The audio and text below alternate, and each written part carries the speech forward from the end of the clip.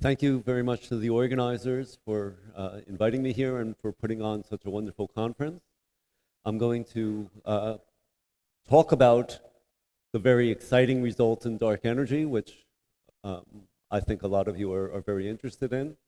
And in fact, I'm going to persuade you, although I think you were probably already persuaded, that cosmic acceleration is really the most fascinating question in physics currently.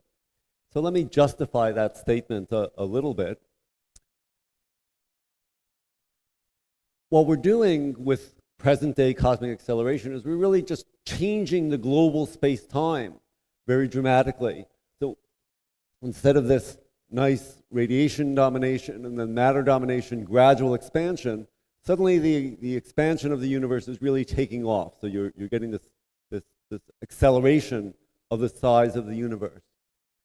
This was not expected if you go back a few decades.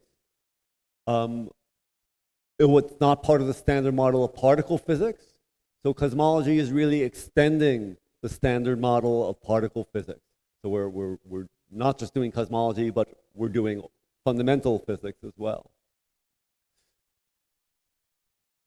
You can think back to when you were very young, first going to school. You all learned that gravity is attractive. That's the first thing you learned when you were a toddler, very young. You learned that if you tried to walk, you would fall to the ground. You'd never fall up to the ceiling. So gravity, one of the fundamental forces, is always attractive. And yet the discovery of cosmic acceleration is telling us the opposite, that instead of galaxies being pulled together, they're being pulled apart. So again, there's some fundamental physics that we're dealing with here. And the ideas for how to do that are puzzles. They're really central puzzles. So here, going back 24 years, there was a community meeting of physics in the US called the Snowmass process. And here is the selection of a few physicists whose names all begin with W for some reason. And they all say this is an incredible question to answer in physics. What is causing cosmic acceleration? Even if it's a cosmological constant, sort of the simplest explanation, we still have no idea what the cosmological constant is. The other thing to note is that when you do a lot of fundamental physics and you're dealing with giant experimental collaborations, people are often looking for a part in a million effect, or they're testing the equivalence principle to a part in 10 to the 15th. In cosmology, we're testing an order 1 effect. We're looking at acceleration, changing from deceleration to acceleration. And so normally, by which I mean several decades ago when there was no dark energy, the expansion rate would just slow and slow and slow and slow. It would never change sign. But instead, what we're seeing is we get an order 1 turnaround. So it's not looking for a tiny effect in the 10th decimal place. We're trying to understand what the universe is doing. So that's how the expansion is happening, how distances are happening. How about how large-scale structure grows? If you're in the matter-dominated regime, in the linear theory, it just goes as a scale factor. If I divide that out, then in the matter-dominated regime, this normalized logarithmic growth rate is just 1, it's just constant. But now when you put in dark energy, you're suddenly completely suppressing the growth, and the growth is going to shut off in the future. It's this very puzzling coincidence. Why do we live right in the middle, where we're not at 1, we're not at 0? The growth rate is about a half today. And you see, it's a very steep transition. So again, we're talking about an order 1 effect, and it's just happening on cosmic times today. And so these are great puzzles, and I think this is why we're all so excited about trying to answer them. So you might say, okay, we don't understand the cosmological constant. What's the chances of understanding some other type of dark energy? Who knows what it could be? I could just write down any potential. Maybe the dark energy can just do anything. And you might despair, okay, we're never going to figure out what's actually going on. But in fact, physics guides us through some very simple principles And we have a pretty good idea of how dark energy should behave. Because there's only two forces going on. There's only two things driving the evolution of the dark energy. One is the fact that it's living in a universe where there's a lot of other matter and radiation. And so you have a very strong Hubble friction. If you try to grow something, the Hubble friction will freeze the field, will prevent it from moving because you have that friction term. On the other hand, if you're rolling in a potential, say a scalar field potential, you have the steepness of the potential. And if it's steep enough, that will drive the field down. It will make the field roll. And so you have those two things going on. Either the chances are either one will win out over the other, or the other will win out over the first. And so you really have two basic possibilities. It's not that the dark energy can do anything, but it's going to fall into one of those two classes, is the basic expectation that you have. So this is basically what I showed before. Depending on how steep the potential is, if it's not too steep, if it's just something like a quadratic or a quartic, then the field will be frozen in place, and then gradually, as the Hubble friction decreases, as the universe expands, it will then start to roll toward its minimum. So because it's frozen in place early on, that means it's a constant. It's just at a constant level of energy density. And so once it is released from the Hubble friction, it will move away from the cosmological constant, and we call that a thawing field. On the other hand, if you have a potential which is really steep, for example, an exponential, then it will be rolling, but eventually it gets down to this shallower part of the potential, and it will slow down and approach a cosmological constant. It will freeze. And so those are really the two choices that we expect, that either you move away from a cosmological constant behavior, you move toward a cosmological constant behavior, or of course you could just be a cosmological constant. So let's try to quantify that a little bit. We could look at the phase plane in the field value and the field derivative in phi and phi dot. But it's actually more convenient for a few reasons to work in terms of what's called the equation of state value and its time derivative, or its e-fold derivative, w and w prime. The reasons why it's a little easier to work with that is because maybe we don't actually have a physical scalar field. The other thing is when we are measuring in our data distances and expansions, that is related directly to the w parameterization, and that the phi's are sort of hidden in the equation of state and in the densities. So you can do it, they're completely equivalent, it's just it's a little bit cleaner to deal with the w and the w prime. Okay, it's partly a matter of taste, but I find it to be a little cleaner. Okay, so now you can write down your favorite potential, you can solve the Klein-Gordon equation, you can ask how does the field actually move, and so here's the w prime space, time is running along the curves, and you see again the exact numerical solutions give you these two behaviors. Either you start out frozen, looking like a cosmological constant, and then you gradually move away from it, or you start off rolling if the potential is steep enough, and you're gradually curving toward the cosmological constant. And so you have these two regions, again corresponding to the two forces in the problem. Are you dominated by Hubble friction, or are you dominated by the steepness of the potential? So it can't do anything it wants. It's not going to make weird trajectories in the space. It lies, and you can see, you can sort of define just by looking by eye, oh, there's sort of a triangle up here, and then the ends of these curves are today, and so you can see there's sort of a triangle down there. So let's draw those triangles in, and that's the thawing region and the freezing region. And you pretty much, again, here's the selection of 5 different potentials, but pretty much whatever you write down, they're going to lie in one of these two regions. So to that extent, we can say, oh, we sort of understand dark energy dynamics. But it's interesting, of course, to ask, well, what would I have to do to violate my expectations, to lie outside those two triangles?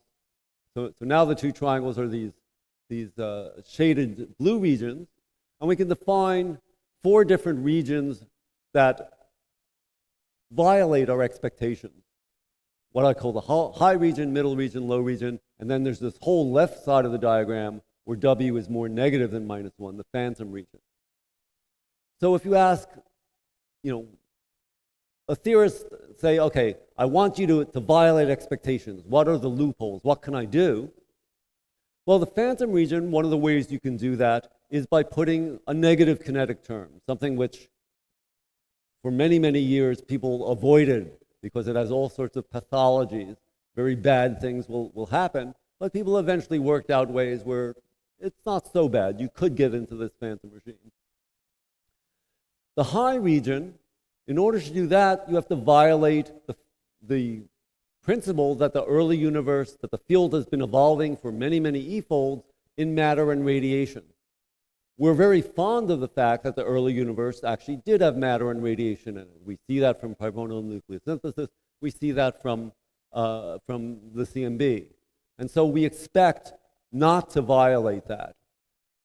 The middle region is where these two forces that I was talking about balance exactly. And so it's a fine-tuning. We didn't expect that. And that's what a constant W is. Here you can see the curve for the field being coasting. So constant W was not very physical ever. We dealt with it because it was easy to fit the data to it. But it never had a physical motivation. And then in this low region, the field actually is doing, again, something very strange kinetically. It's rolling up the potential instead of down the potential. And so the general expectation, again, was you either live in the thawing or the freezing region. So the W and the W prime are functions. Again, time is running along those curves. And so it's asking a lot to take the data that we get.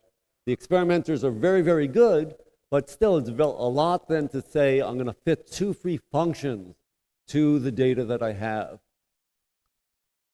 Especially because the things you measure, distances and Hubble parameters, are integrals over the W functions, the equation of state. And so it's very difficult. And so you can ask, well, how much information can I actually get out of the data? And you can do things like a principal component analysis. There's many different ways of doing it. And the conclusion is the accuracy of the measurements that we have and will have from Rubin, from Euclid, Roman, etc., allows us to basically just get 2 principal components, or essentially 2 numbers, until our observations get not only at the 1% level, but the 0.1% level. Nothing says we will succeed in compressing 2 functions to 2 numbers, but that's what we have to try to do. And then the art is figuring out, well, what are the right 2 numbers to describe the dark energy dynamics? So to make 1 number out of a function, let's try the value today. For 1 number out of the time derivative, let's stretch the time axis. So we're going to calibrate the time axis, basically. Remember, the time runs along these curves. And so we're going to stretch that time variable. So this is the same plot I showed today, where you have the thawing region and the freezing region. So we choose those 2 numbers, a stretching parameter and the value today. We're going to call those W0 and WA. And what we see is that functions as a calibration. It takes these somewhat broad triangles and it compresses it into these narrow little regions. So all of these models up here, there's actually a sign change, so the upper models become the lower models. They fall in this really narrow triangle down here when you go from W of A, W prime of A, to just 2 numbers, W0, WA. So it's a calibration relationship. You're calibrating the physics into different classes. And that these go into actually a couple of different classes of the freezing models. It turns out that W0 WA looks incredibly simple, but there's really all this physics hidden behind it. So never say that this was originated as a Taylor expansion. No, it's originated as a physical calibration relation. And it works. There's nothing that says it had to work, that you could take two functions and make two numbers out of it. But the very strange thing is it does work. So now let's look at the data.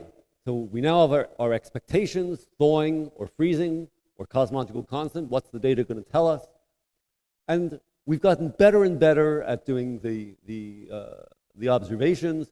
So here's the Mail telescope on top of Kitt Peak in Arizona. And then this is a nice little illustration, artist illustration of the CMB and then the different classes of galaxies that DESI is using to map out the cosmic structure and cosmic distances. It's nice to look at the history of this a little bit.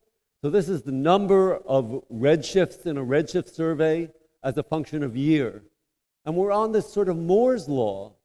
You have this logarithmic growth that we're observing more and more galaxies. We're doing better and better as we go through these different surveys. Sloan survey, 2DF survey, and now here we are up at DESI. And we're still right on that curve that started back with the CFA survey. So we're now up to roughly 50 million redshifts. It's interesting to ask, well, when have we observed every galaxy in the universe? And David Schlegel, who put this together, says around 2060, we're going to have observed every galaxy that there is in the universe. So that's something to look forward to, at least for the younger members of the crowd. Okay, so what does the data tell us as we look at these baryon acoustic oscillation probes of the cosmic distances? So there's actually four different things you can get out of the data. There's what's called the isotropic BAO distance, where you're doing line of sight, perpendicular to the line of sight, baryon acoustic oscillations, and you're sort of weighting them together into one number. There's the distance transverse to the line of sight, the distance, transverse to the line of sight, the distance along the line of sight, and then there's the ratio between the two, which is sometimes called the Alcock-Baczynski effect. So here's the data, and the shaded curves are what you would expect if you just believed that the Planck lambda CDM was the exactly correct cosmology. And you can see the data does not lie along the Planck curve. It's saying that there's some deviation from lambda CDM. The other thing is the lighter points are the first data release of DESI from last year, and the filled points are the second. So you see they're very consistent. It's not like you've undone what you did in the first year. And you can definitely see the error bars are nicely coming down. If you wanted to look for anomalies, if you wanted to go into details, you could see, oh, maybe after DR1 you were upset or you were finding there was something strange. Look, this point is very low, that point is very high. You see that's mostly gone away as we go to DR2, that you're really getting a much more consistent picture as we build up more and more statistics, more and more galaxies having been measured. When you convert that over to the W0 WA plane, a number of speakers have already shown this plot.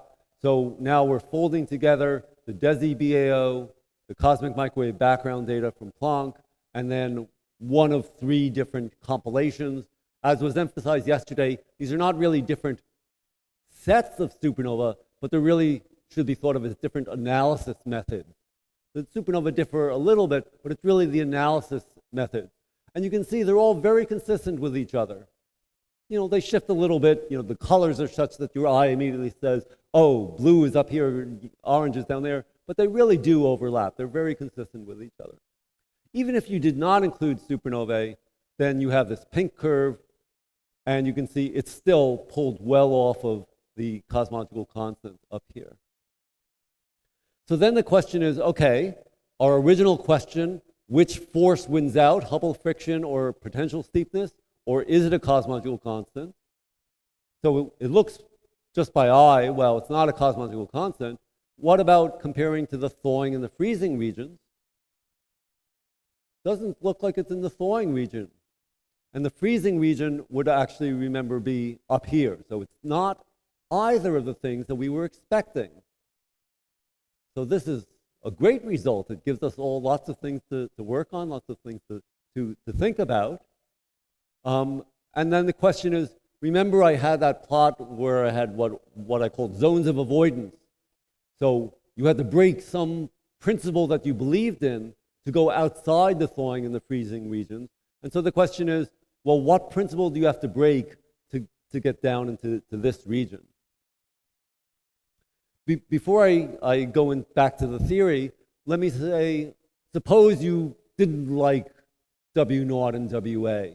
Suppose you said, maybe the results are dependent on the fact that you used just those two numbers. So DESI did an analysis where they did about 6 different methods, many of which are not functionally, not dependent on the functional form. So they did binning in various ways, binning in redshift. They did orthogonal polynomials.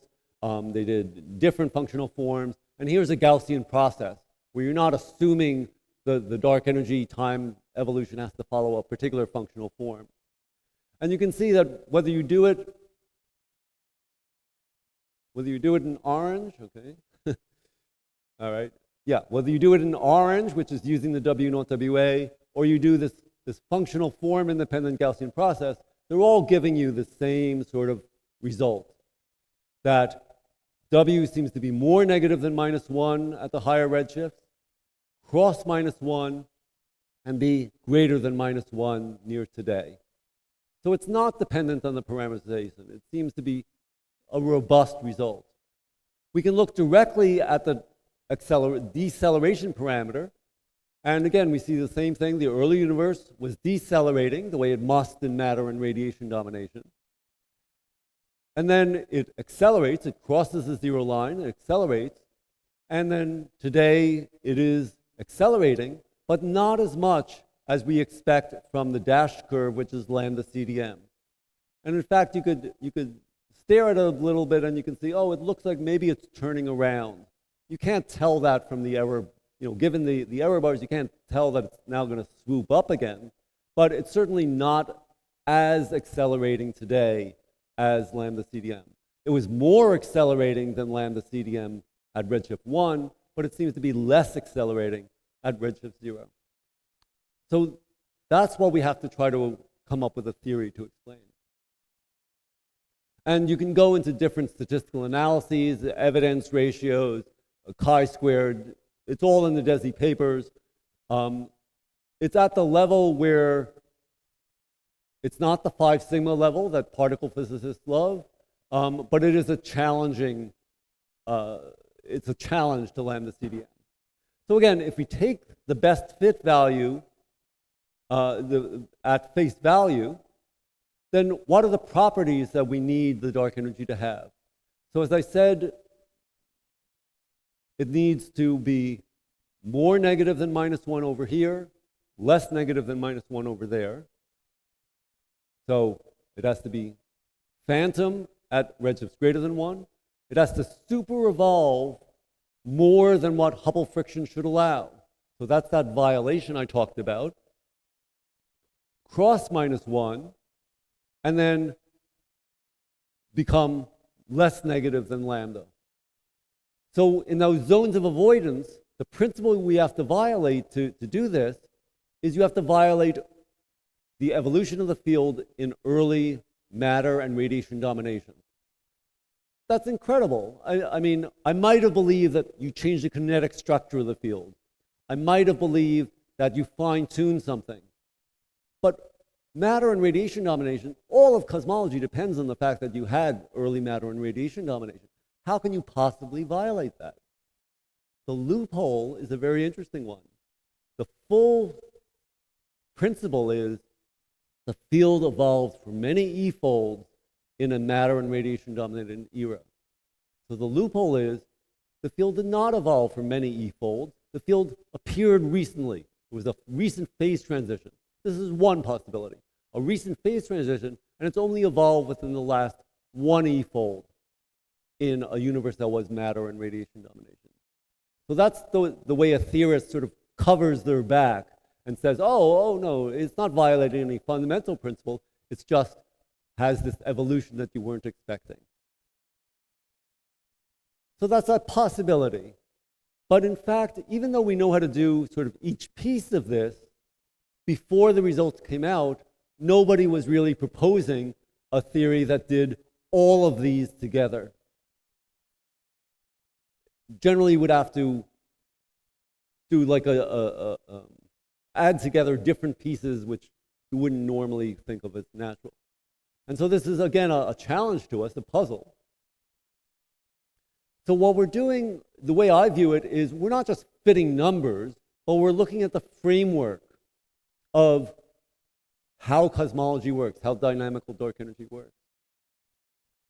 And so an answer that lies in this zone of avoidance is really checking that we're using the right equations, that the Klein-Gordon equation, the evolution equation, is what we expect. And I want to draw an analogy to what we do in inflation. You can have the equivalent of the Klein-Gordon equation in inflation, and you learn certain things, but there's other levers that one can use. And so, for example, for dynamics in inflation, we would look at the scalar tilt, n sub s. But there are other hints of something of extra degrees of freedom, such as primordial non-Gaussianity or the tensor sector. So I want to draw that analogy between recent dark energy and the way inflation is, in that we're right now looking at W naught WA, we're looking at the dynamics, but we can also look for what's going on with the perturbations, basically, and what's going on with the tensor sector, and look for clues in the data there. So as I say, I view this as much more exciting than just fitting a couple of numbers, that we're really testing the very framework of the physics. And so just like the way you can get non-Gaussianity in inflation, we can apply those same sort of physical principles to how you could get this extra dynamics in dark energy. You can either change the kinetic structure of the theory, you can have multiple fields. So in inflation, you talk about curvaton fields, where you've got one field running in one direction and then another field running in the opposite direction. So the field could look like a cosmological constant energy density, but then it rolls off into a new minimum. So maybe that's the answer. Or this sort of phase transition idea that I mentioned, where you are actually changing the vacuum structure of the field. Instead of primordial gravitational waves, the way the inflation generates, we can look for a change in basically Newton's constant with time and with scale. So gravity beyond general relativity. So we can compare growth data, growth of structure data, to the BAO, supernova data, and so forth. We can look at the effects on gravitational lensing. And once we observe gravitational waves well enough from multiple sirens, we can actually look at the propagation in the tensor sector, what's called the gravity friction, as a hint to modified gravity from black hole sources and neutron star sources. Another possibility is to cross -1, a phase transition isn't enough. You have to somehow pull it across that -1. And one way you can do that is by adding some interaction. So I'm not going to assume a specific model. I simply write the interaction here as Q, which is going to be a function of something or other. And when you write down the continuity equations in this way, it changes the equations of state. And so you can shift the Bayer equation of state to a new value. But the thing is, to conserve the entire energy momentum equation, that means you also have to shift some other component. Maybe it's the dark matter component, maybe something else. And so you could have a bare dark energy, which is always phantom, and then the interaction lifts it, and now it is crossing. The effective one is crossing -1. Or you could have a regular quintessence, and you can depress it, so again it crosses -1. And so those are ways of having a physical theory plus an interaction to let you cross -1. So that's a prospect that you should investigate, I think. The problem with this, so again, I'm not assuming a specific model, I'm not doing a detailed calculation, I'm simply asking, does this seem reasonable? The problem is, again, it not only changes the dark energy equation of state, but it changes the matter equation of state by roughly the same amount that you are that you're doing this uplift or pressing down. Once you change the matter equation of state, you're going to change the growth of large-scale structure. You're going to change the integrated Sachs-Wolf effect in the CMB. And so you have these extra data constraints. And I think it's going to be a very difficult situation. We already have limits on how much the matter equation of state can be different from 0, different from pressureless. And generally, that's down to near the 10 to the -3 level, depending on the particular model you use. And so you see that this uplift or depression in the dark energy can only be 10 to the -3. That's not enough to bring you across -1 in any significant way. So it looks like very generally this sort of interaction is not going to be a very promising avenue.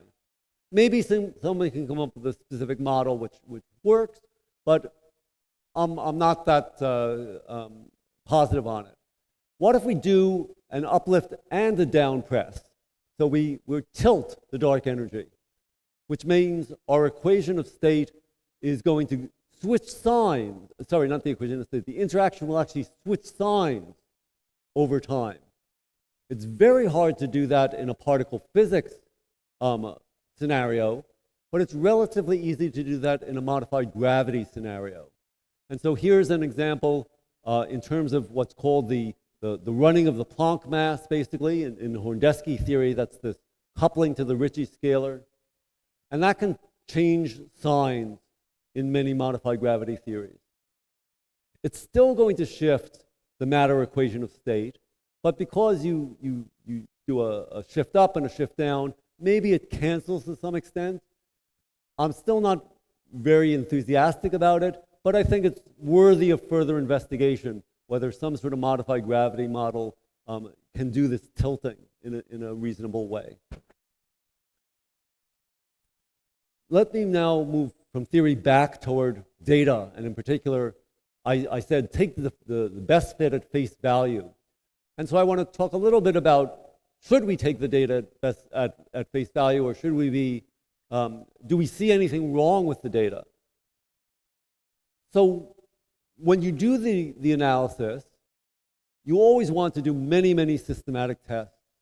So DESI did their analysis blind. We heard yesterday about how kids did their gravitational lensing analysis blind. Many experiments are doing their analyses blind. So that's one thing that adds a little robustness. You always do data cuts as well. You say, when I look at the North Galactic Hemisphere and the South Galactic Hemisphere, am I getting the same parameters out? When I cut the data in different ways, near to different types of galaxies, again, DESI uses 5 different probes, 5 different classes of galaxies, do I get pretty much the same result? So you always want to do as many cross-checks as possible. Null tests as well. Am I getting the same results when I am looking at high density fields with high densities of galaxies, fields with low densities of galaxies, things like that. Selection effects, how do I choose which galaxies I observe, are also systematics, which you always have to model. And so, are you modeling them well enough? Are there residuals? You often do simulations then.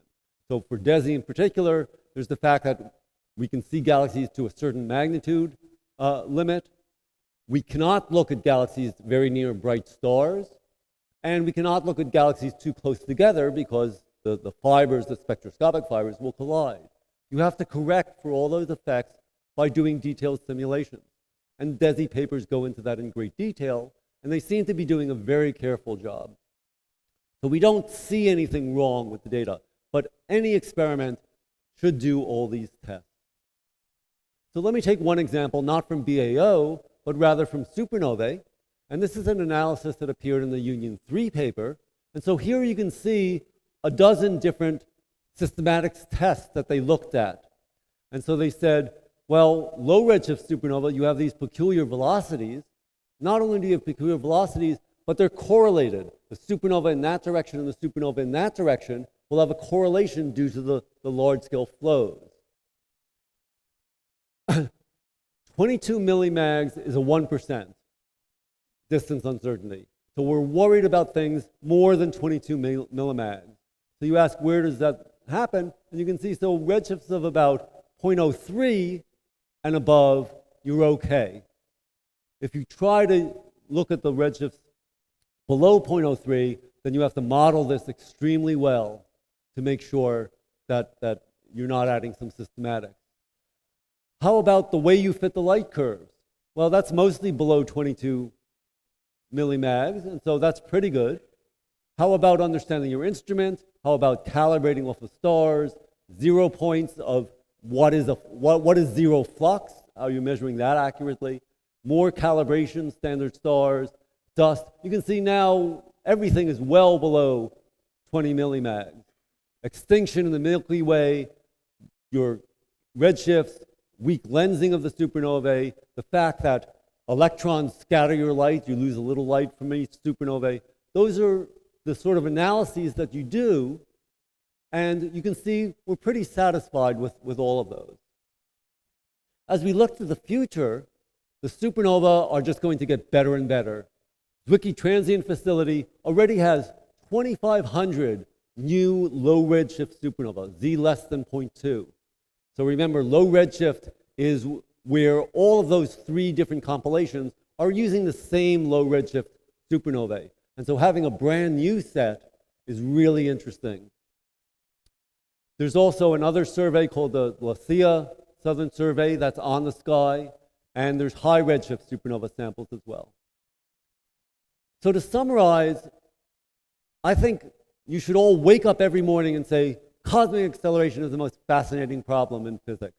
We're talking about really fundamental physics. We're not talking about a part in a million effect, but something that dominates the universe. We think we understand the basics of how dark energy should work, but we've also found surprises. And we're not sure what the answer is, but we realize that we are actually testing the framework. We're not just fitting numbers. And it's very similar to what we do with inflation, with non-Gaussianity primordial gravitational waves. We're really looking at something which changes the equations themselves. And we're going to have new data, more DESI data. DESI is about 90% complete. The data release in March was from about 30, 40% of the data, so there's more BAO data, more CMB data as the South Pole Telescope is coming out now, and more supernova data. Thank you very much.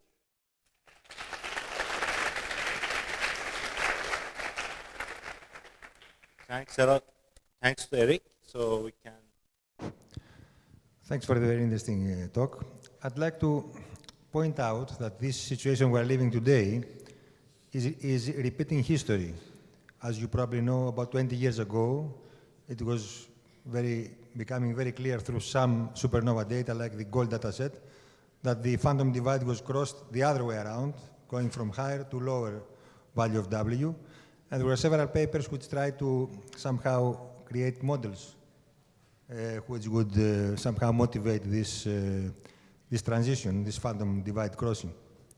In those days, in fact, there were some papers by David Polarski, Starobinsky, and myself who tried to reconstruct the obvious generalization of quiescence, which is scalar tensor quiescence. In that case, you just have a non-minimal coupling, and you can reconstruct the potentials, f of phi and v of phi, so that it reproduces this kind of transition. So this was a comment. The question is, how about if you have a more general theory like scalar tensor quiescence, can you still identify forbidden regions which would rule out also these more general theories? Have you considered this kind of possibility? Because, of course, you pointed out that quiescence is ruled out if essentially we have this kind of crossing. Can similar regions be identified which would rule out more general theories like scalar tensor quiescence or the interacting dark energy case? Right. So what you pointed out, the scalar tensor theories, yes, adding a tensor braiding with the scalar is certainly one way to go forward, what I just called modified gravity. A pure quintessence within general relativity is extremely difficult, and so something which doesn't actually cross -1. Again, Desi did analyses and looked at the likelihoods, and it seems to be disfavored at the sort of 3-ish sigma level. There are ways to make it look better than lambda CDM, but not as good as something which actually crosses -1. It looks like the crossing of -1 is a real property of the data. Thanks No? for the Okay. interesting. Thanks for the interesting talk. You showed a two-field potential, this watershed type potential. So do you know if you can get from such a potential effectively a phantom behavior without non-standard kinetic terms? So we know that in principle you can. I'm not aware of a really detailed calculation showing. I had mentioned that there were 3 basic things you could do. You could change the vacuum structure, what I call the phase transition approach. You could change the kinetic structure, or you could have multiple fields, which includes a scalar tensor or a curvaton, the equivalent of a curvaton in inflation. I don't think the multiple fields have been investigated as much as the other 2 possibilities. It's an open question. Hi, thank you for your talk. About the comparison that you drew between testing inflation and testing, well, possibly modified gravity, would there be, in your opinion, a parameter like FNL that is used in inflation to test non-Gaussianity? Would there be an equivalent parameter that maybe we can use to test a modification of gravity or the Klein-Gordonness of our theory? And would the equational state of dark energy be a good candidate for that? Yes, so very, very good question. FNL in inflation is really looking at basically the perturbative rather than the background level. And so for dark energy, you could ask, for example, is there clustering of dark energy? Is there a sound speed different than the speed of light? And that's a whole other question than the equation of state. And you can look at that with data. Eleanor has had a number of papers on looking at this approach. It's very hard to extract from the data because the data, the error bars tend to be that the uncertainty in a sound speed, for example, is of order the sound speed. And so if the sound speed is of order 1, it's 1 plus or minus 1. If you had a very cold dark energy, if the sound speed were near 0, then maybe it's 0.1 plus or minus 0.1. And that you would have some chance to see, but the clustering is on the largest scales. So you really need huge surveys. The Rubin survey, the Euclid survey, these are going to help those constraints, and it's good to keep an eye on for the future. Oh yeah, so future probes could in principle be able to use it as a parameter. I'm sure there'll be many papers looking in that direction, yes. Thank you very much. Did I understand correctly, for z larger than 1, you both have negative W and deceleration? How is deceleration possible with negative W? Because you I mean, not negative W, I mean phantom. Because the matter and the radiation are dominant there, and they have positive W. And so the overall expansion of the universe is accelerating, even though the dark energy wants to accelerate, the others overcome it. Yeah. So it's not the overall W, it's the only W of the dark energy. That's right. These W's are just W dark energy, not W total. Mm-hmm. Okay. Thanks to Eric. Thank you. Thanks so much.